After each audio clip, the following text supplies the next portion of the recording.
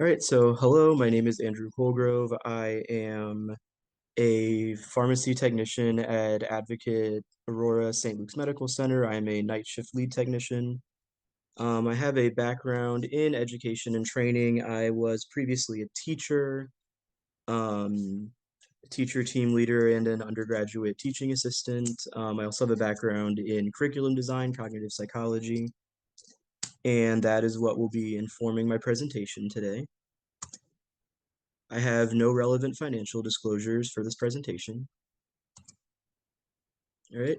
And as far as learning objectives go, after completing this program, pharmacists and pharmacy technician learners will be able to summarize at least 3 adult learning theories, identify aspects of a robust training program essential to individual learning, list possible adaptations to current training programs to optimize learning, and outline the importance of using precise language in adult learning and training programs. All right. So I'll start with why we're specifying adult learning theories. So a lot of people, regardless of age, do access educational experiences in a very similar way, but there are some differences between adults and children, which probably seems intuitive to most people. For adults, oftentimes there is at least some degree of desire to engage with the learning, whereas with kids, sometimes that's not necessarily the case. They are kind of legally mandated to be there. Whereas with adults, even if the only reason that they're engaging with this program is to maintain employment, that's still something. On-the-job training and career-focused education is also accessed differently than classroom education, especially when you look at like the K-12 level to like general education undergraduate level. And the reason is that on-the-job training and career-focused training is focused specifically on a particular career or role that ostensibly they got into on purpose. So you're more able to engage their interests and their background knowledge when it's something that they're working towards being able to do. In general, adults tend to learn best with task-focused learning. So if we focus on the tasks that we want them to perform and the information that they specifically need to perform those tasks, rather than just broad, higher level, overarching general information, adults are generally going to engage a little bit better. And as a rule, adults are often more aware of their deficits than young people are. This can be a good thing and a bad thing, and it's important as an instructor to make sure that you're assessing those deficits adequately and correctly. So sometimes you'll get people who just think they know everything, and everything, the answer is, oh, I already know that. So you have to make sure that they actually do. But then you'll also sometimes get folks who say, oh, I don't know anything, I'm just completely clueless, I'm useless, all that kind of stuff. So it's important as a preceptor to adequately and correctly ascertain what people know and go from there. It's also important to address accessibility in the training environment. There are a lot of misconceptions around disability and a lot of biases. It's important to keep in mind, even though it does kind of sound obvious, disabled adults exist. Adults generally have come up with ways to cope with their disability in their work lives, personal lives, but just by the nature of disability, some things are going to persist regardless. So oftentimes workplaces are legally obligated to accommodate disability, at least to a certain level. So it's important to be aware of what your legal obligations are and make sure you're meeting that. But if you have a disabled employee, you probably did hire them on purpose, and you've already put time and effort into recruiting and hiring. So there's no reason to just throw that out the window when you find out they're disabled. So disabilities like hearing loss, blindness, or low vision or mobility disorders can impact the way that people learn and the way that they perform tasks. So we might need to come up with um, accessibility and different accommodations for both the task and the training. So for instance, if someone has hearing loss, they might access information better in a written format, or if someone has low vision, they might access information better in a spoken format, or they might need, larger text or screen readers. So talk to the learner and see what accommodations they think they need. They've probably done this enough that they kind of have at least some idea as to what could be helpful for them. And if they don't, or if you're having trouble implementing a specific thing that they need, the US Department of Labor and the Job Accommodation Network online have lists of different accommodations, and some of them are even listed by disability. So that can help you and the learner brainstorm and figure out what might be helpful. And a need for an accommodation doesn't mean that someone's going to be a poor worker. It doesn't mean they're not going to be good at their job. So keep that in mind and just understand that if someone says they can do something with a reasonable accommodation or without, chances are they probably can. Don't make assumptions, just give them the opportunity to demonstrate whether or not they can, if they say that they can. So I'm not going to go too much into this. These are the learning theories that we're going to go over. Each one will have its own individual slide, but we'll be looking at readiness and motivation to learn, Bloom's taxonomy, Ebbinghaus's forgetting curve and the serial position effect, active recall, the zone of proximal development and scaffolding, the gradual release of responsibility, and the Peter principle, but not the one you're thinking of.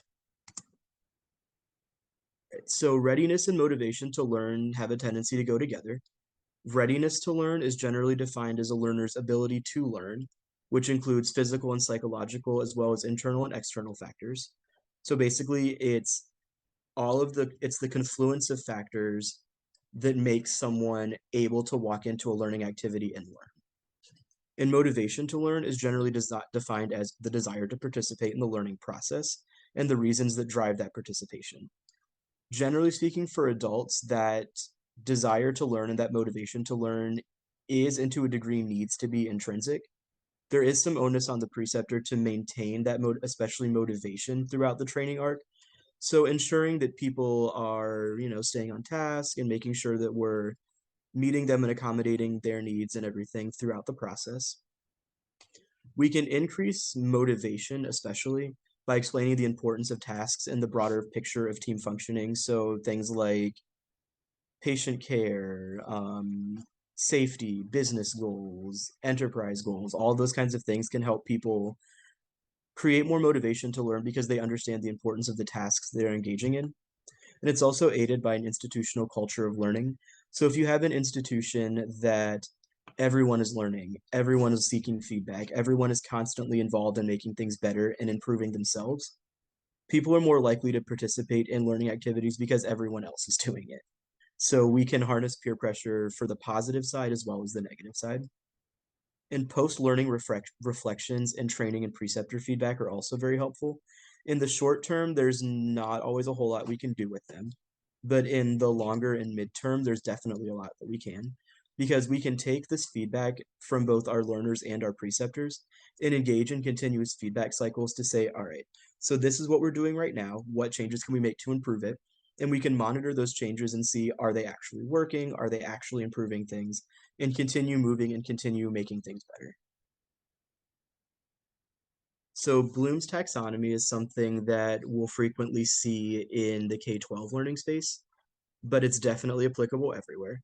So with Bloom's taxonomy, this aspect is very intuitive, right? So skills learning tends to start with the basics, and then we move to more cognitively complex levels of thinking and learning. So Bloom's taxonomy offers a specific framework for this gradual increase in complexity by organizing learning objectives into levels of complexity and specificity. So at this remembering step, what we're really expecting learners to do is simply memorize steps, procedures, and concepts. We're not necessarily asking them to work with them yet, unless it really is something as simple as pick item up, put item in place. Really, all we're expecting them to do is commit information to memory. At the understanding stage, that's where we're starting to look for comprehension.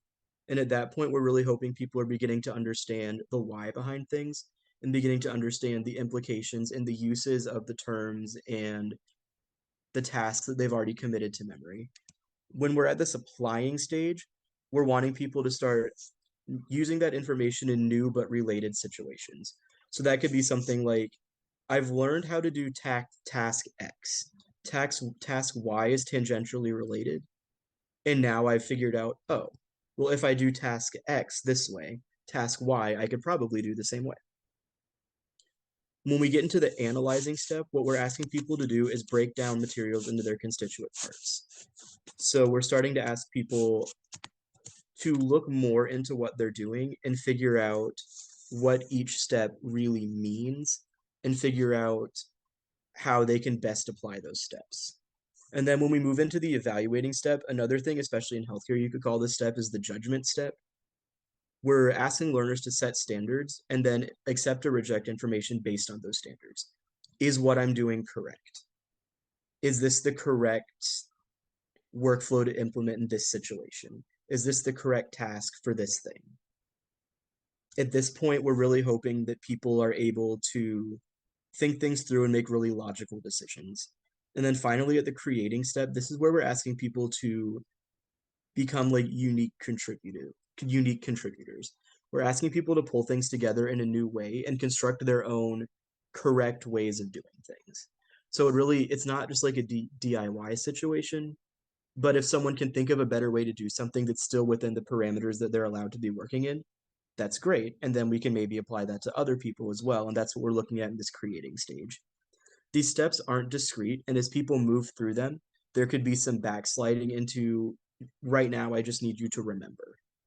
Or people could jump ahead. Maybe they understand something really well and intuitively for some reason, and they can really just jump to that analyzing stage from initially being taught the information.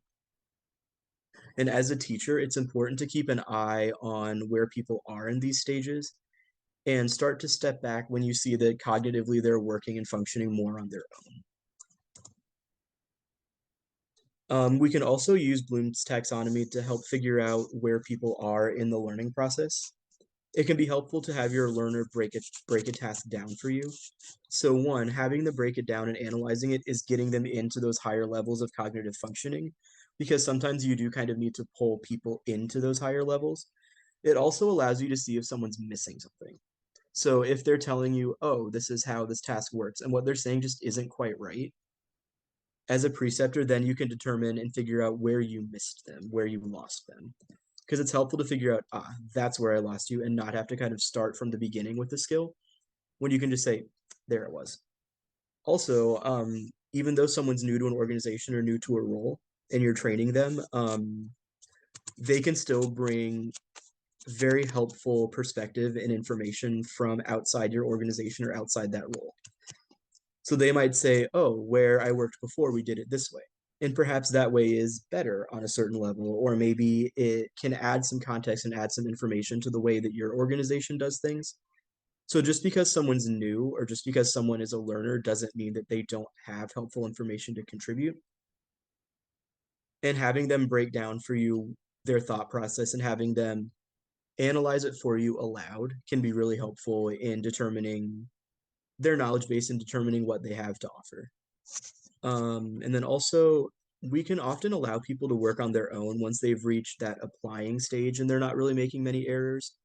Ideally, especially in tasks that require judgment or require people to really make decisions on their own, we would prefer them to be able to analyze and evaluate just because we want them to be able to take ownership of their actions and to take ownership of their judgments. And it also helps them to figure out when they do actually need to ask for help and when they don't actually know something, because they're able to look and say, no, this is too different from what I already know. I'm going to need to ask someone else. So it's a question at your own organization of where your comfort level is in cognitive processes to allow someone to work on their own. But generally speaking, if something is very, formulaic by the book, if they can apply it, they're good to go. And if they need to use judgment, if they can analyze and evaluate it, they're good to go. So a lot of times people might think that forgetting is kind of antithetical to learning, but it's actually a very integral part of learning. All of us forget, so we need to learn how we can use forgetting. So there are a lot of different models of memory failure, but the one I'm going to speak to in particular, the reason I picked this one in particular is because one piece of feedback that I've heard from a lot of trainers at my organization is I just don't understand why I'll say the same thing to somebody 10 times and they're just not committing it to memory. They just don't seem to get it. But they'll get something I told them 3 hours ago, or they'll get something I mentioned once at the end of the day. So there was a theorist named Hermann Ebbinghaus, and he proposed a specific curve of memory retention over time. So we start out up here and we come down very rapidly and then level off. So what he posited is that after an initial very sharp drop in recall, forgetting begins to slow and level off over time. So in a laboratory setting, this has definitely been supported. The way that we would kind of look at this in a laboratory setting is we have very specific set intervals of time. And outside of a lab setting, we can't do that as much, but it's still definitely applicable. And we're still able to speak on this. It's just that it's not quite as exact. So forgetting occurs very quickly at first, essentially being halved at the initial interval until it begins to level off. So this is why it's really helpful to have steady training that goes on very similarly and continues over the course of several days, because this allows people to kind of narrow those intervals and narrow those gaps of what they're forgetting. Because let's say that, you tell me something on day one, and that's new to me, and I remember it, and then on day two, that's not really new to me anymore. So as we move forward and as we make these new things not new anymore, we're narrowing how much information someone has to remember. And then different people have different what are called basal forgetting rates. So obviously we know basal is like, their set rate. People are going to forget at different rates. And I think that we all kind of intuitively know that. Some people just tend to remember things better than others. So it's very important to make sure that we are kind of mindful of that. Ebbinghaus also proposed a couple different strategies to improve retention. So the first one we have is what's called better representation. So that's things like mnemonics, workflows, pictures. And then another thing that he proposed is active recall.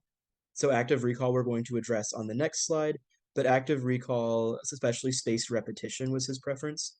And then he also said that better original or initial learning. So more information presented in a way that's actually designed to improve memory tends to decrease forgetting.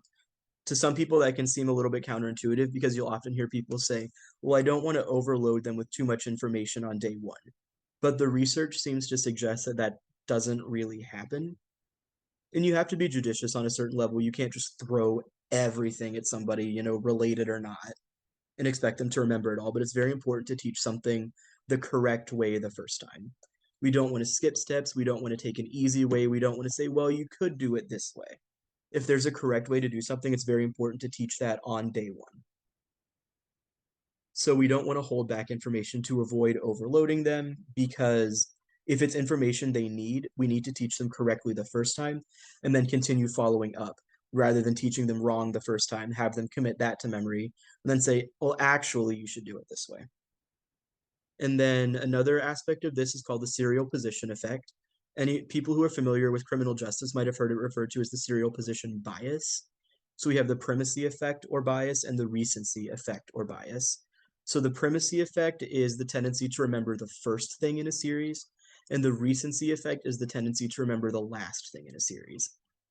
Kind of unfortunately, most people don't remember both. Most people have, you could call it a preference. It's not something they decided. It just naturally for them, they tend to remember the first or the last better. Some people both, but very uncommonly both. So as a preceptor, you can kind of keep an eye on what your learner seems to be remembering, and you can determine, oh, they remember the first better, oh, they remember the last better. Some people might even know, especially if they have a background in psychology or testing, they might be able to say like, oh yeah, if you present something earlier on, I'm probably going to remember that a little bit better. But some of the ways that we can kind of harness this effect is if you really need somebody to remember something, either front load it or back load it. And obviously just kind of due to the, temporal nature of time, something has to be at the beginning, middle, and end. But again, it's the same way with that new information becoming old information.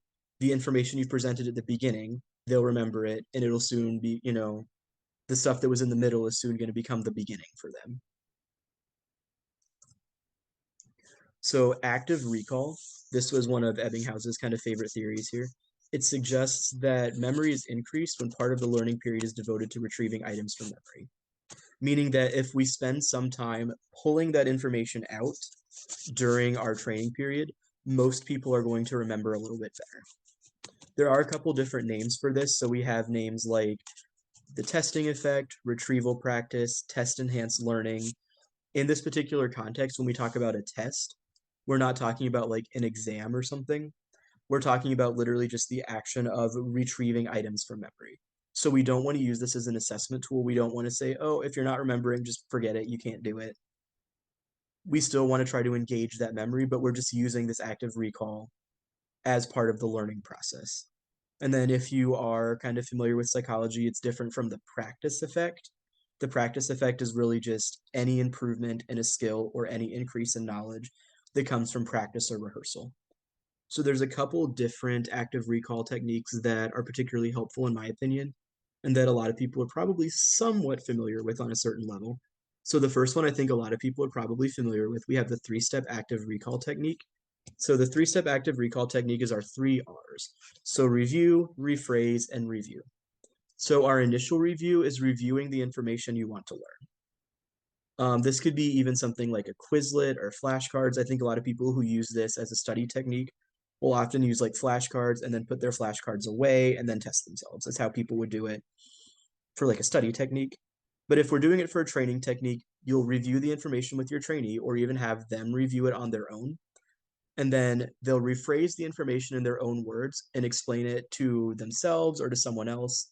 In a training setting, ideally, you'd want them to explain it to you. And then to review, we'll check to make sure that what we said was correct. As a trainer, it's very important to catch things very quickly here. And if they're saying something that's not correct, or if they're saying something that's only correct sometimes, make sure you catch that as quickly as you can and say, oh, not quite, it would be like this, and then discuss it and figure out where you lost them. Another one is called spaced repetition. This is one of our ones that research suggests it in a laboratory setting. And outside of a laboratory setting, it's a little bit more difficult to apply with fidelity, but it's still usable. So the way that we would do it in a laboratory setting is we would do something like we would give someone information and then we would test them in 3 minutes, 5 minutes, 9 minutes, 20 minutes, something like that. We would have these very specific set intervals. And, in the real world, we can't really do that as much, but what we can do is we can do something like teach a skill or have someone learn a skill and then follow up with them again in an hour, follow up with them again after they take a lunch break, and then maybe before they head out for the day.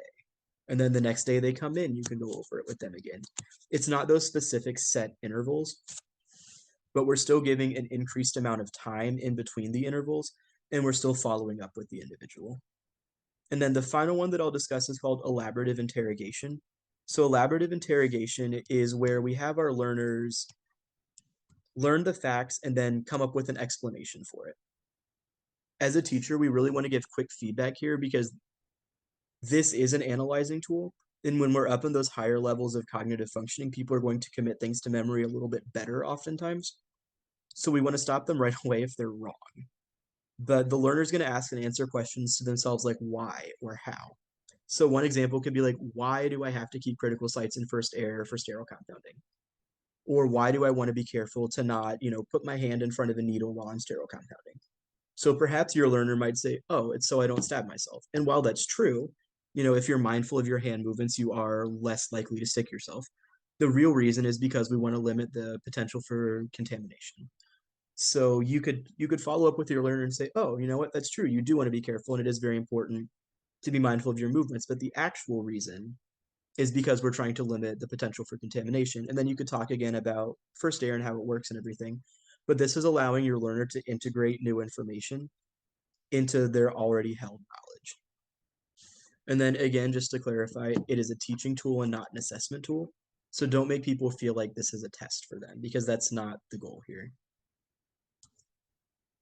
And so next we have the zone of proximal development. The zone of proximal development is a child development theory, but it's used very heavily in a lot of education. And I think it's also applicable to adult education as well, as long as we kind of look at it as more of a framework rather than a tool. So if we look at our little bullseye here, in the middle here, it's our smallest ring. We have what the learner can do with help. So what we're looking at here is what can my trainee do without my intervention at all?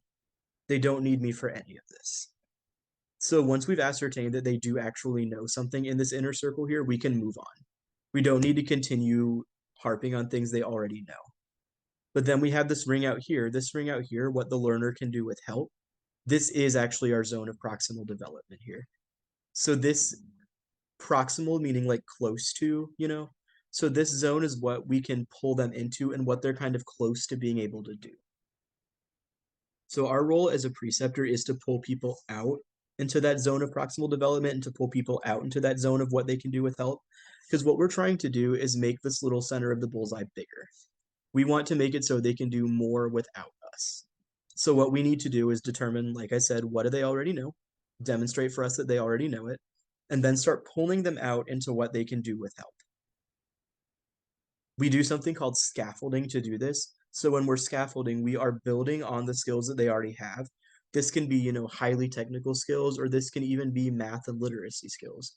And we're building on these skills that they already have and pulling them out into that area where this is new to them. And then also in this outer circle we have what the learner can't do even with help. And it's not to be defeatist or anything, but it's just at this point in time, with our help, they can't do with even with our help, they can't do it. We also don't want to continue harping on that because that's going to cause people to become a little upset and kind of disengaged because they're like, well, there's no point in this. I don't know how to do this. I'm wasting my time. They're wasting their time. But as we pull people out into that zone of proximal development, this outer ring here is going to start to become their zone of proximal development.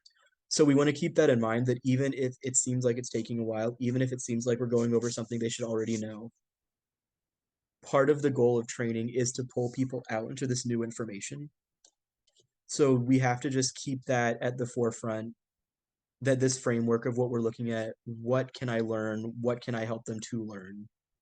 That is what we're kind of keeping our eye on, even if it takes a while. And then as we start to kind of run out of skills in that area that we're trying to teach them, it's our role as a preceptor to start to step back and say, okay, we're ready to kind of have you work on your own. But we want to do that in a kind of nondescript way. We don't want it to be very sudden and jarring. And so that's where we get into this gradual release of responsibility. So this allows the learner to step into ownership of a task at their own pace. It kind of shifts the majority of the cognitive load from the preceptor or the teacher to the learner throughout the process. This is really widely used in a variety of applications. You see it a lot in K-12 education. You see it a lot in apprenticeships. You see it a lot in the military, especially with job or weapons training. And what we're doing here is we're allowing the learner to have ownership when they feel comfortable. So one of the major frameworks to do this is the I do, we do, you do method. So it's a skills-based structure where the instructor first demonstrates a skill, and then the learner and the instructor practice together, and then the learner does it on their own. So a way that we could do this is the I do portion, all I'm asking you to do is watch me. The only thing that I'm asking you to do is eyes on me and let's ask me questions, let's watch me do this, but I'm not asking you to perform a skill. Sometimes you'll get a little pushback from learners that they don't want to watch you. But for a lot of especially technical skills, it's very important to just say like, hey, watch me this one time, and then then you can try it. So in the we do section, the method that I kind of like to use is I first like to have my learner tell me what to do while I do something. And unless I'm doing something that's going to like hurt me, damage equipment, hurt a patient, even if they're telling me to do something wrong, I will do it wrong. Because oftentimes you'll kind of run into this like wall where we can't go forward anymore because something was done incorrectly. So at that point, we can say, okay, here's where the mistake was made. Let's start over. And then when we get into the second part of the we do method, that's where as a preceptor, I am like right on my learner, but they are doing it themselves and they are doing it, without my direct intervention. And again, unless there's some kind of safety issue or an issue of damaging equipment, I'm going to let them do it wrong. Because making mistakes is part of how we learn. So allowing someone to make mistakes is actually doing them a favor. And then finally, when we get into the you do portion, this is where we're starting to step back as a preceptor and allowing them to work a little bit more independently, but this doesn't mean we leave them alone. We still watch them, we still are right there, but we're hoping that they're not looking to us quite as much. We're hoping that they're starting to build a little bit of speed and a little bit of movement on their own and a little bit of confidence on their own. So ideally at this point, we are starting to step back and give them a little bit of space. As a preceptor, as we step back, it's very important to create an environment where people feel comfortable asking us questions. So it's a lot of both what you say and how you say it. So if I say to you, like, you have any questions? That's not creating an environment where most people are going to feel comfortable asking a question. That's going to make people feel like it's just sort of a perfunctory question. I don't really want to hear anything from you, to be honest. I just want you to do your stuff and go away. Whereas if I say, what questions do you have for me, or how can I help? We're making it sound like, one, I actually want to hear from them. We're making it sound like I expect them to have questions. And we're making it sound like they're not bothering me by asking me a question. Another aspect of this is that it can help build a stronger and more cohesive team because we're helping people feel like, hey, your preceptor wants to hear from you, or this person over there that was working across from you while you were learning, they want to hear from you too. And it makes people feel like they have people that they can go to if they have questions or need help. And it can help reduce some errors and it can help reduce some mistakes as well. And then another learning principle we have here is the Peter principle. I know there's one that a lot of people have probably heard of, but it's not that one, it's the other one.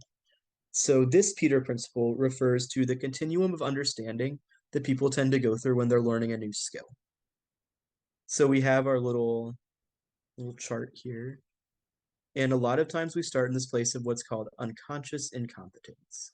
So I want everybody to just take a second to think back to the very first time they ever walked into a pharmacy to work. So maybe it was, your very first day as a tech, or maybe it was your very first day as an intern, and you had just never been in a pharmacy before. Did you know if someone had told you to go perform a task, would you have really known what kind of questions to ask, or would it have mainly been a question of, like, what do I do? Because for a lot of us, when we walk into a new experience, we don't even know where to start. I know, like, I started out in like community retail pharmacy, and the first day that I got there, obviously I had been to a pharmacy before to pick up my own prescriptions or whatever, but I had never experienced what it was like to perform all of the tasks that come with it. I had no clue. There's a lot that goes in to, getting that bottle of pills in a patient's hand. And then when I walked into inpatient for the very first time, I had worked in retail before, but it was a completely different world. And there's a lot that goes into like getting that IV in someone's arm. So it's important to be understanding of our trainees and understanding that on day one and towards the beginning, they're going to need a lot more guidance because they don't even know what questions to ask. And then we move into this place of conscious incompetence. Conscious incompetence is where we love people to be when we're trying to train them because they know what they don't know. They're starting to understand how to ask questions and they're starting to understand what they don't understand. So at this point, they might get like, okay, I need to do X. I just need to figure out how exactly to do that. So they might understand, this insurance issue needs to be resolved, but maybe they just don't understand how to do that. So when someone is consciously incompetent, at that point, we can really start engaging them in the process of learning, as opposed to just the process of orientation. And then we move into the space of conscious competence. At this point, we know what we know, and we know also what we don't know.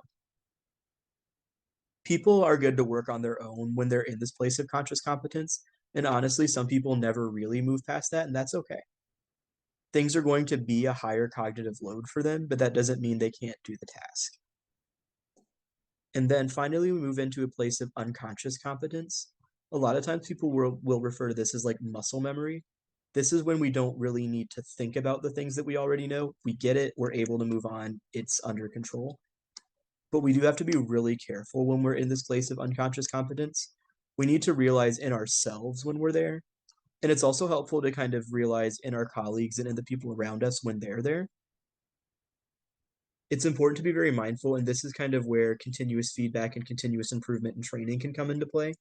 Because we can keep an eye on people to make sure things are still being done correctly and to make sure they're not getting complacent or making mistakes. And that's not to imply that they would ever do something like that on purpose. But when we don't need to think about a task, sometimes we get a little bit sloppy. It can be sometimes a little bit of a challenge to train when you're unconsciously competent, which can be a problem because sometimes people who have reached that level of unconscious competence are sometimes some of your most, I guess you could say, experienced individuals in an organization. And that's why they have to be very mindful of themselves and their processes. But the reason that it can be kind of difficult to teach is because you're so used to doing something that you're not even thinking about it anymore. So let's say your trainee doesn't understand something or doesn't get something the first way you explain it. It can be a challenge on the part of the instructor because it's like, oh my gosh, I don't know a different way to explain this. I don't even know how to explain this. I just do this every day. Like, you just do it. But, it doesn't work that way. You don't just do it. So we have to be very mindful of how we're explaining things and how we're doing things when we are unconsciously competent. Then we're going to transition into part 2 here. We have the principles of a robust training program here. So each one of these is going to have their own slide, but we're going to be talking about responsive to the needs of learners, allowing for differentiation and pace, consistent, ongoing in nature, covering what is necessary, and being organized and methodical. So a training program is responsive when learners can expect to come into a learning activity and be met with work that's appropriately challenging. So that seems kind of broad. And as organizations, we can think about what we think should be appropriately challenging, but that doesn't necessarily mean that that's going to be how it will be for all of our learners. And this is where we need to keep in mind differentiation, which we're going to talk about in a second.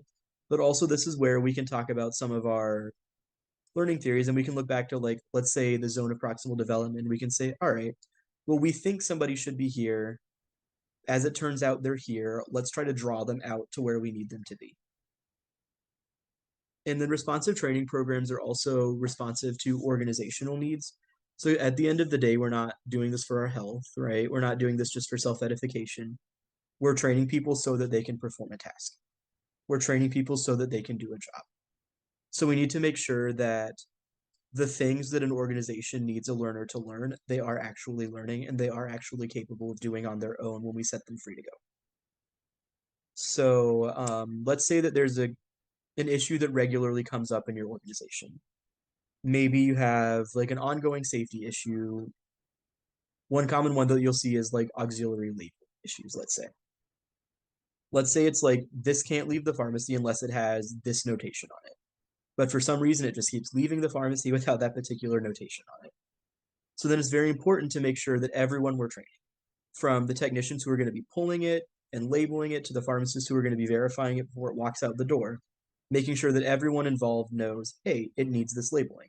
And when we are training any of those individuals who are going to be touching this process, that they know, hey, need to make sure it has this labeling. Don't wait until it comes up that it's missing it. Just tell them off the bat when they start doing it, hey, make sure this is done.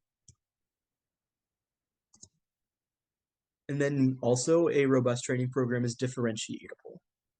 And this is where we start to get into a lot of our learning theories, because as a preceptor, we need to make sure that we're using all of our tools to make sure that we're meeting our trainees where they're at for training. Training needs to be as differentiated and fit to the individual as we can possibly get it. And sometimes there's not a whole lot we can do, but we still need to do our best to make sure that we're doing everything we can to meet our learners where they're at. There are different drivers of differentiation. So the one that I think most often comes to mind is disability. And again, like I said before, we do have legal obligations in that realm. So we need to make sure that we're meeting our legal obligations. So it is at a certain level not optional in certain situations. So this can mean doing things like extra breaks or presenting information in a different way or breaking down a task a little bit. But also, sometimes we just have people that are learning a little bit slower than others. Or, they're not disabled, but maybe they access information better in a certain way. And that's fine. There's nothing wrong with that. That doesn't mean they're going to be bad at their job, and that doesn't even mean they're going to be slow once we set them out on their own. All that means is that we need to make sure that we're seeing where people are and meeting them as much as we can. Some people are going to need to spend more time watching a task being demonstrated for them, and some people are going to need to spend more time actually doing the task.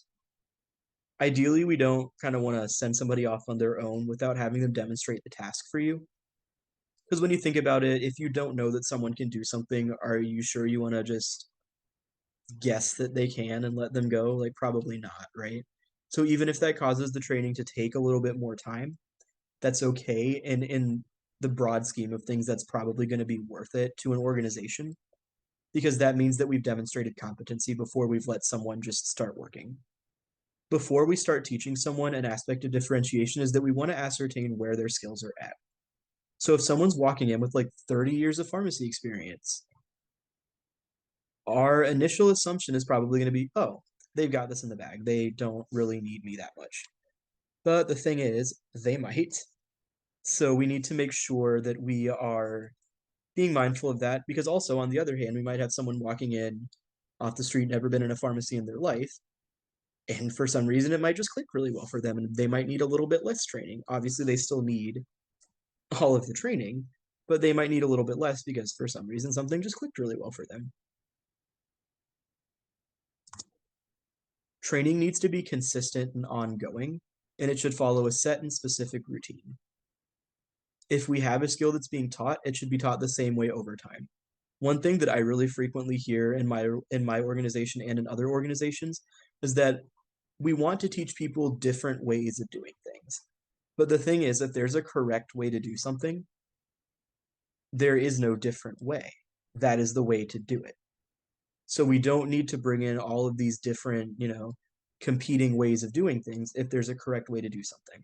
We don't need to introduce these different things without a legitimate reason. And then if there isn't a correct way of doing something, which I can't think of many tasks where that's the case, but if there is not like an actual correct way of doing it, then we don't really need to worry about focusing on a way to do it. If there's no correct way to do it, people will come up with their own way as time goes on, or they'll just do it the way that their trainer did it. Ideally, we want to have workflows and training guides, and those should be followed with fidelity. Fidelity meaning we're keeping to the way that the way that our workflow tells us to do it. There's a couple reasons for this. It's going to eliminate room for skipping steps. That's a really big one. Because like I said, when someone's unconsciously competent, they might not be thinking of every single little step because they're just doing it. So if we have a workflow that outlines all of our steps that we need to do something, that can help us make sure that we're teaching people the correct way.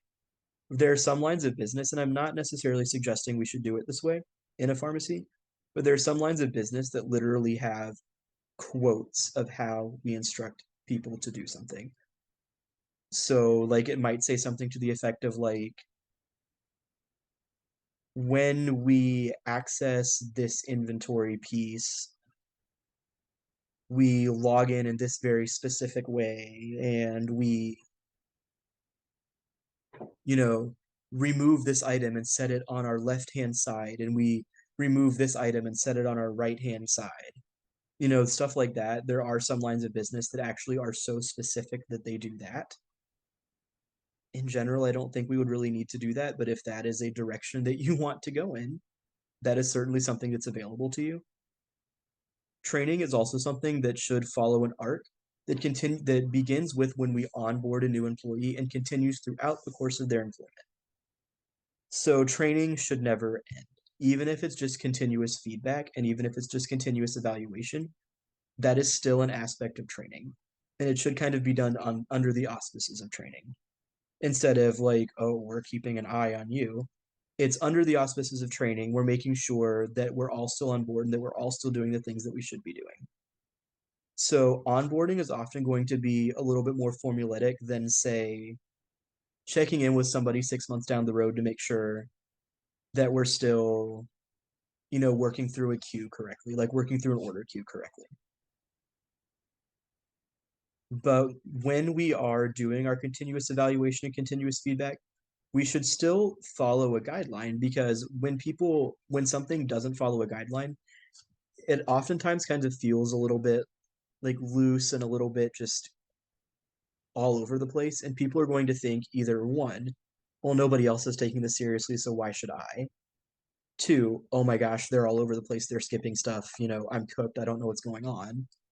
Or three, I'm not engaging in this. This is nonsense. So we need to make sure that we as trainers are setting a very good first impression initially when we onboard, and we're setting good impressions going forward when we're training people initially and when we're going back and checking in with people. If you have someone that comes up to you and says, "Hey, I need extra training on this task," it's very important to give it to them. Because if they're coming to you and saying, "Hey, this task that I was like hired to do that I've been trained and signed off on, y'all said I was good, I don't feel good." If they're coming up to you and making that point, that is giving you a really big piece of information, and it's very important to meet them there. And that's also an aspect of differentiation too, because if they're saying, "Hey, I need some additional training here," make it happen. Because if they're saying that they lack confidence in a skill to the point that they're coming to you and telling you that, which nobody wants to do, they're not going to feel confident doing the skill on their own. So even if that feedback just ends up being you watch them do the skill one time and you say, "Yeah, man, that's great. You're doing it perfectly well. I particularly liked the way you did this." Even if it's just giving them that extra assurance, that can be great and that can help reduce anxiety, which on its own can reduce errors. And then also, if something has changed significantly in a workflow or within your organization, an email is not good enough. If something has changed significantly to the point that you're training new people differently than you trained old people, make sure that you're following up with people and saying, "Hey, this has changed. Here's the new workflow." Allow them to ask questions, allow them to demonstrate it for you. Training should also be organized and methodical. So, on the whole, people in general, kids and adults, tend to learn best when there's some degree of predictability. So, this also kind of goes back to the idea of if there's a correct way to do something, train them on that correct way. People don't need to see all these different ways. So, with that, if you can keep a preceptor the same for at least part of someone's training, at least on a particular role, that's often the way to do it. Because what we're doing with that is one, we're setting this level of, this is the person that you can go to, here's your expert person. And then we're also giving people this degree of predictability where they know what's going to happen. It's also helpful for the preceptor because sometimes people work different shifts, or sometimes people work, stretches, or you just don't happen to see the other preceptor in passing. So you might not be able to ask, "Hey, how's so and so doing on their training?" Like, I know I work stretches in my organization, and my other lead, I see her twice a month. So if we're both training someone, there's a very big possibility I'm not going to see her. So I can ask my trainee, and obviously I'm going to say, "Okay, like, what did you go over with the other lead? Like, where are you at? Like, what do you feel confident in? What do you feel like you need to work on?" But keeping the people training on a task the same can be helpful for the preceptor because we don't have to guess. There's nothing for us to really ascertain if we saw them yesterday. And we can still do a check in and see, like, all right, what did we remember? But if we know that someone is struggling on something, let's say, we know that we can put some extra time into that. There's also the predictability of topics of training. So if someone walks in expecting to learn one thing and then surprise, you're learning something else, that can be unnerving for a lot of people because a lot of times they've mentally prepared to be learning one thing and then we're saying, "Oh, you're going to learn something else."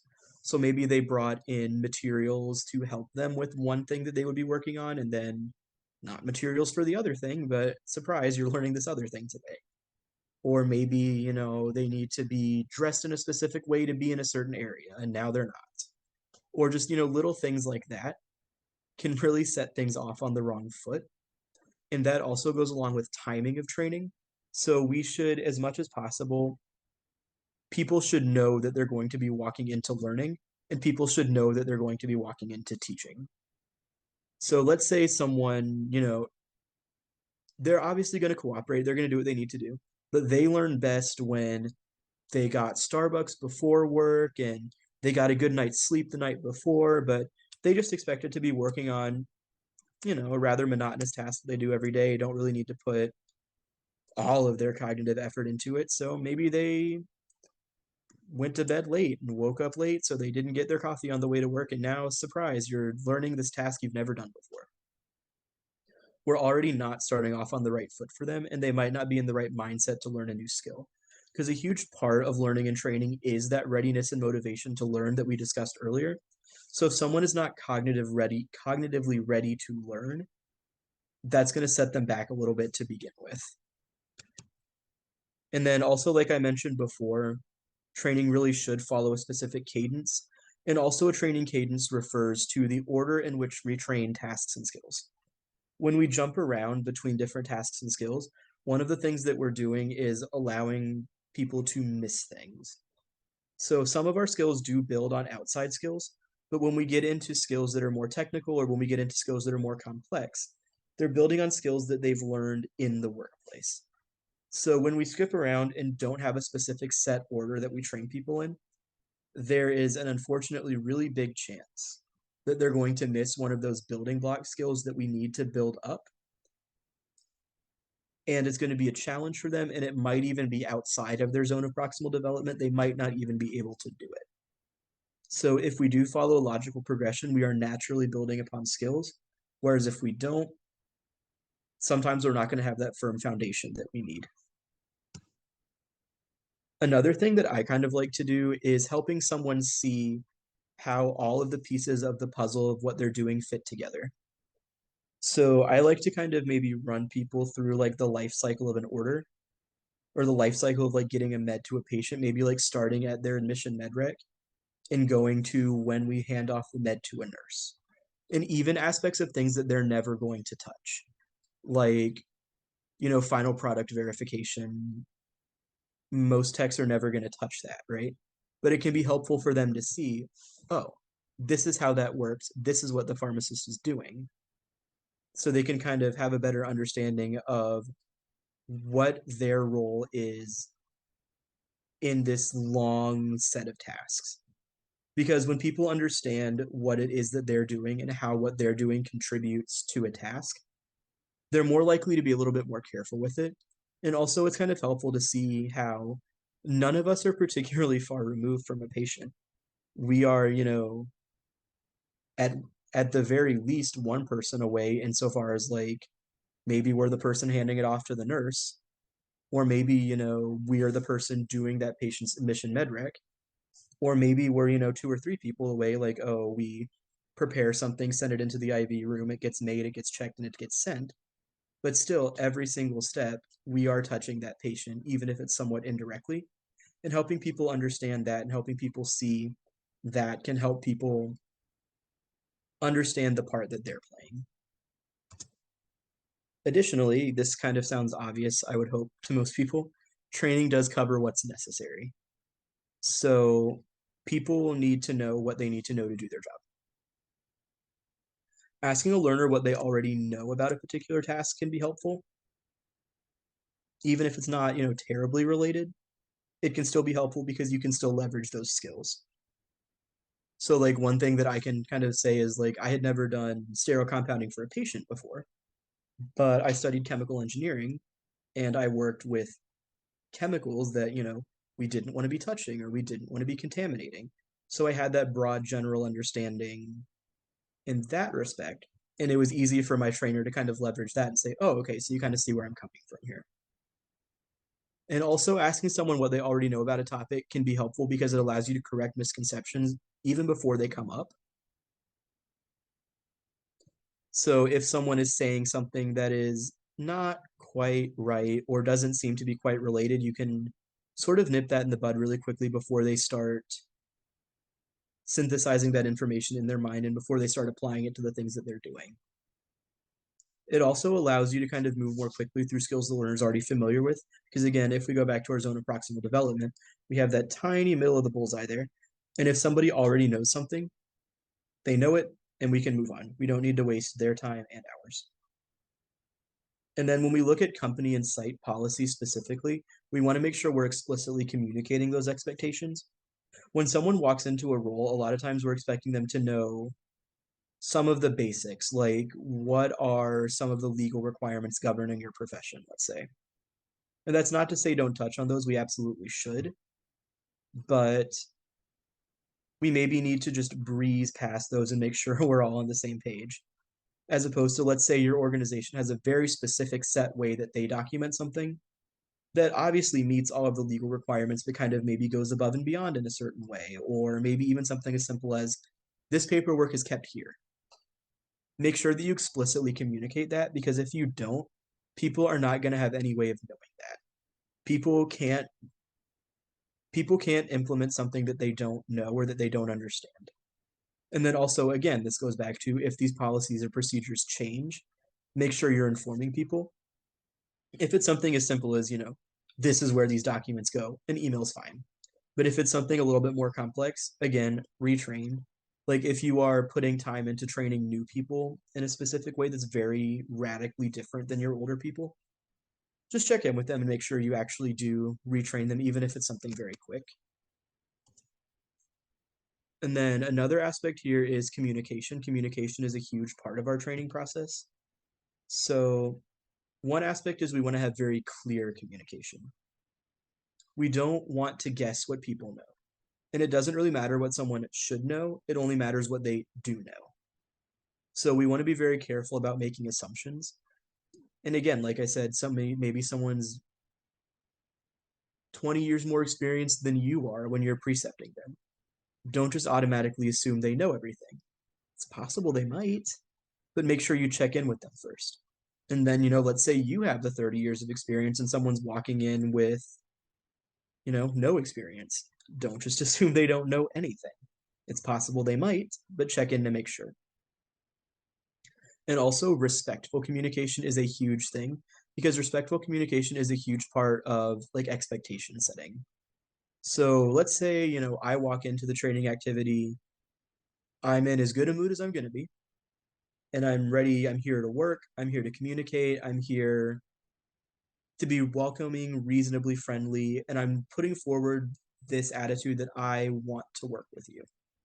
That's going to set, hopefully, a good tone for our training activity. But if I walk in, 20 minutes late, disheveled, in a terrible mood, and I'm like, oh, I got to work with you again, or oh, I can't believe I have to train. I'm so not here for this. I didn't know this was going to be happening.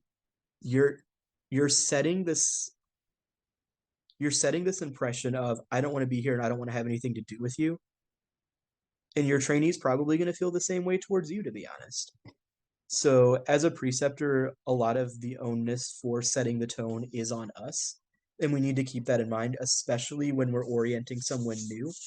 We need to keep in mind that the way that we talk about our organization, the way that we talk about our coworkers, the way that we talk about our job, they're going to absorb that. And when we put these messages out there, that's what they're going to receive. And then also, it's very important to have respectful communication going both ways. So, as a preceptor, people should not be arguing you are the subject matter expert, at least in that moment. You are the one that is transmitting this information, and that is your role at that time. But it's also very important to be mindful that your trainee deserves respect as well.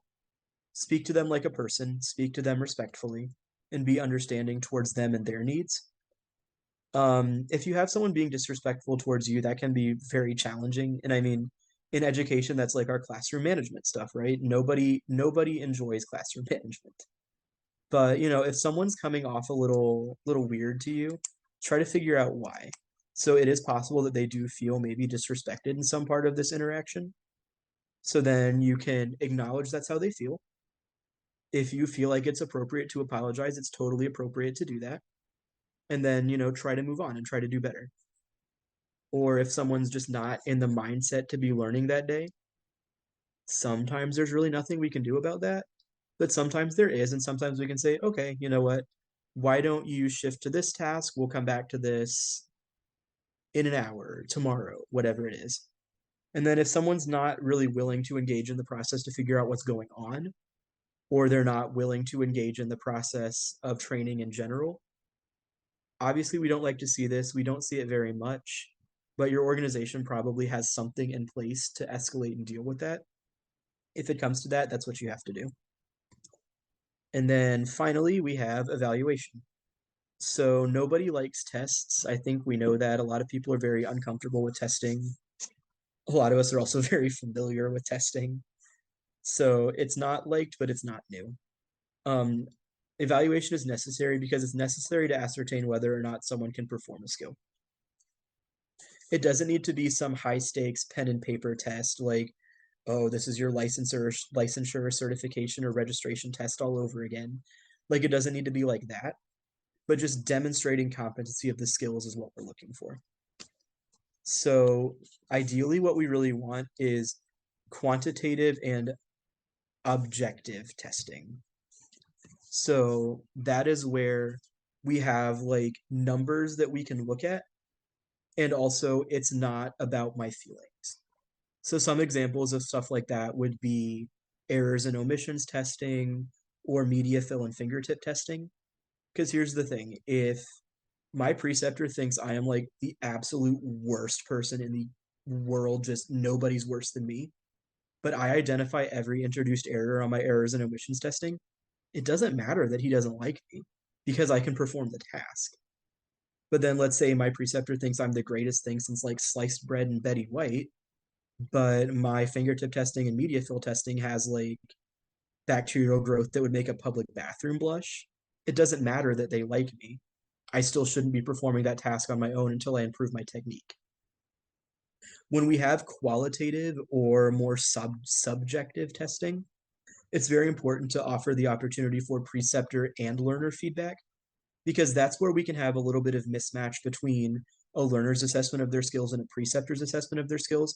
And this is where we start having issues around bias. And we really want to be careful with bias, and we really want our preceptors to understand everyone has biases. They themselves have biases. So we want to make sure that we're giving people the opportunity to provide feedback because if the learner's saying, no, like I can do this skill, I don't know where they're getting this from. At that point, we can maybe have a different person evaluate them. And then if both people are saying, look, I don't really think they can, in that case, we might just have a mismatch in our identification of skills here, and then we can retrain. Or if the other preceptor is saying, no, like they're doing fine, it could be appropriate to have a conversation about bias, but then also they might be good to go on their own. And then finally, when we have an evaluation, regardless of results, we want to follow up with someone. So if that passing mark is met, we still want to follow up with them and say, hey, you're good to go. Whatever questions you have, please come to me. Please go to so and so. We are all more than happy to hear from you. But then if that passing mark is not met, it is extremely important to follow up because most of the time, if someone doesn't, you know, come to the end of their formal training period ready to go, that doesn't necessarily mean they're out, but that does mean that we need to figure out, all right, where did we miss them? Let's see what we can do. So sometimes, and this is kind of where some of our trainee feedback can be helpful, they might know where we lost them. And in that case, we need to target their additional training to where we lost them. And then sometimes, unfortunately, they don't really know where we lost them, but we can backtrack on a skill to see where we're kind of missing and where we're not aligning. And then unfortunately, occasionally you'll get it where they don't know where we lost them and we can't figure out where we lost them. And in that case, we can start back at the beginning of that particular skill. We don't need to start back at the beginning of their training arc unless they're just not getting anything. But we can start back at the beginning, that initial presentation of the skill that they're missing. And we can go from there and move forward to see, all right, let's move a little bit slower. Let's go into a little bit more detail. And at that point, sometimes it can be helpful to place them with a different preceptor if their initial preceptor is like, I don't really know a better or different way to explain this. And it's also very important when we're retraining someone like this to make sure that we're not coming at them in such a way that's going to make them feel bad, or to make sure that we're not coming at them in a way that's going to make them feel like they've done something wrong. And that's another time when we need to be careful of how we phrase things is when we are giving them that initial evaluation or when we are allowing them to do a skill on their own. If they're about to do something wrong, even if it's something where they could get hurt or damage equipment, just say stop. The way that I do it is I say stop, put everything down, take a step back. And then we can go from there instead of freaking out, because that is where you lose people. So again, tie it all back to the way we say things also does matter. All right. So our first question here is true or false? Bloom's taxonomy is a set of hierarchical models used for classification of educational learning objectives into levels of complexity and specificity. That is true. Our second one here is Which of the following is the definition of the gradual release of responsibility? We have A, a shifting of framework to cognitive learning over time. We have B, a framework that shifts cognitive load to the learner from the teacher over time. We have C, a cognitive framework of teaching, or we have D, none of the above. And the answer here is B. And then here we have the zone of proximal development is defined as A, deep space learning, typically used by AI entities to support generative learning. We have B, a measure of the zones of learning that allow for longer distance or virtual learning. We have C, the space between what a learner can do unsupported and what they cannot do even with support. And we have D, all of the above. And the answer here is C.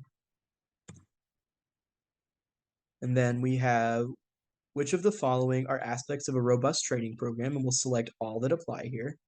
We have A, the program should activate rigid and time testing criteria used by all learners.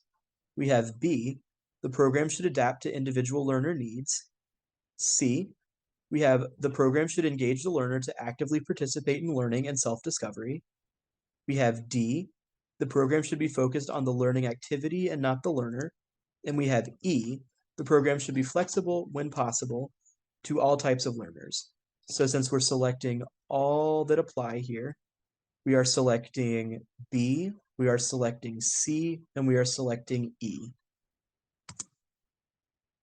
And then here we have a few common adult learning theories include experiential learning, action learning, self-directed learning, and the ARCS model of motivation. And we have our E, all of the above. The answer here is E, all of the above.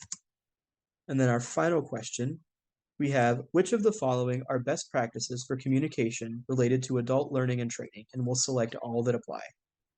We have A, getting to the task as quickly as possible. We have B, using clear, concise language. We have C, assuming all learners have a strong knowledge base and background on the topic. We have D, reviewing a task before beginning. And we have E, providing precise explanations and instructions. So we're going to select B, we're going to select D, and we're going to select E. And then any questions or anything, please feel free to contact me. My email is right there.